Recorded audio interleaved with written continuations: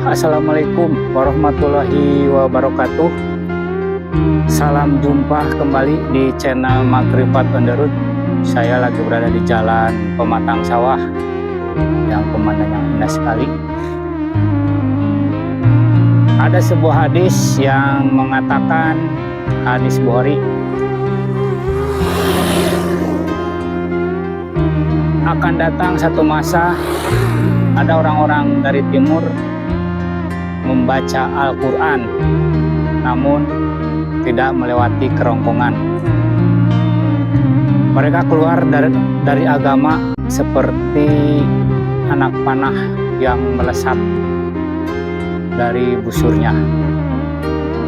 Nah, itu artinya bahwa mereka membaca Al-Quran hanya sampai mulut saja, tidak melewati kerongkongan, apalagi sampai ke kolbu. Yang mana kolbu itu adalah Baitullah. Baitullahnya seorang mukmin adalah kolbu. Nah, di sini dari perspektif pandangan tentang tasawuf, makanya masuk Islam itu harus secara kafah, jasmani dan ruhani. Jadi yang membaca Al-Quran tidak sampai kerongkongan itu dipastikan hanya membaca Quran mushaf yang lafal hurufnya saja, tidak mencapai kolbunya, atau hanya jasmani saja.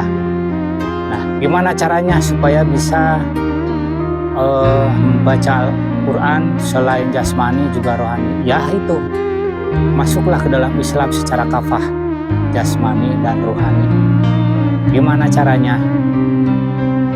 Mutu qobla antal mutu, belajar mati sebelum mati, atau mati hakikat, mati sajroning urip. Itu ada proses pada saat prosesi baiat, penanaman nur iman dan nur kitab. Jadi yang membaca Al-Quran tidak melewati kerongkongan itu adalah belum beriman. Belum iman itu dimasukkan ke dalam dada, seperti yang disampaikan Nabi ketika seorang Arab Baduy menyatakan bahwa dia sudah beriman kepada Rasul, tapi Rasul mengatakan belum. Kamu baru Islam, baru berserah diri, iman belum masuk ke dalam dada. Nah itu ya, jadi iman itu dimasukkan, dan iman itu bukan kepercayaan, bukan keyakinan, bukan pengetahuan, tapi iman adalah nur yang dimasukkan ke dalam kolbu ketika baiat. Siapa yang bisa membaiat atau menanamkan nur iman dan nur kitab adalah al-amri minkum di zamanmu sendiri, atau yang disebut sekarang adalah Walia Mursida di Al-Kahfi 17. Dan berikut khalifah-khalifahnya yang diberi kuasa untuk bisa membaiat, menanamkan nur iman dan nur kitab kepada orang-orang yang dipilih dan dikehendaki. Dan ada hadis-hadis lain di satu masa orang-orang muda yang membaca Al-Qurannya sangat fasih dibanding dengan kamu, tetapi iman tidak sampai kerongkongan sama.